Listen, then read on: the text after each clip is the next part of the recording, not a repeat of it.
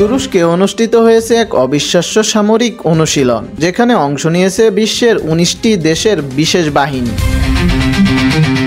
এই মহড়ার নাম আনাদোল 2025। আর সবচেয়ে গর্বের বিষয়, বাংলাদেশ সেনাবাহিনীর প্যারা কমান্ডো ও নৌবাহিনীর সোয়াস এই মহড়ায় অংশ নিয়েছে সফলভাবে। তুরস্কের কনিয়া শহরে এই মহড়া অনুষ্ঠিত হয়।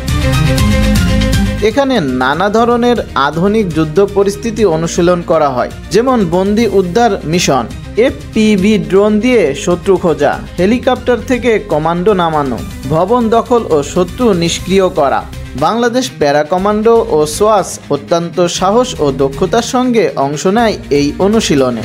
বাংলাদেশ সেনাবাহিনীর সবচেয়ে অভিজাত ইউনিট দেশি বিদেশি বহু কঠিন অপারেশনে সফলভাবে অংশ নিয়েছে, যেমন Holy Artisan operation, UN peace keeping mission.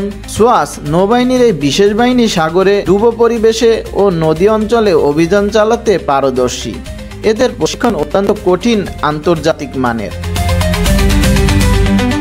এই মহড়া শুধু দৌড়ঝাঁপ নয়, ছিল চরম আধুনিক প্রযুক্তির ব্যবহার, বিশেষ করে FPV ড্রোন, যেটা দূর থেকে শত্রুকে খুঁজে দেয়। UGV অর্থাৎ আননেমড গ্রাউন্ড ভেহিকলস, ড্রোনের মতন মাটির উপর চলা রকেট। বাংলাদেশ সেনারা এই প্রযুক্তিগুলো কাছ থেকে দেখেছে এবং তাদের ব্যবহার শিখেছে। তাহলে বলা যায় কেন এটি গুরুত্বপূর্ণ। এই মহড়া বাংলাদেশকে বিশ্বমানের স্পেশাল ফোর্সের সাথে কাজ করার সুযোগ দিয়েছে। তুরস্ক বাংলাদেশের মধ্যে সামরিক সম্পর্ক আরও গভীর হয়েছে। ভবিষ্যতে আমরা নিজেরা এই প্রযুক্তি তৈরি ও ব্যবহার করতে পারবো। এটি বাংলাদেশের joint special operations command JSOC গঠনের জন্য একটি প্রযুক্তি। JSOC হলো এমন একটি কমান্ড যেখানে সেনা, নৌ, বিমান বাহিনীর সেরা ইউনিটগুলো একসাথে কাজ করবে। এই মহড়া শুধু একটি সামরিক অনুশীলন নয়, এটি ছিল বাংলাদেশের আত্মবিশ্বাস ও সামরিক সক্ষমতার আন্তর্জাতিক প্রদর্শনী। আমাদের প্যারা কমান্ডো ও সোয়াস আজ শুধু দেশে নয়, বিশ্বের গৌরব অংশ।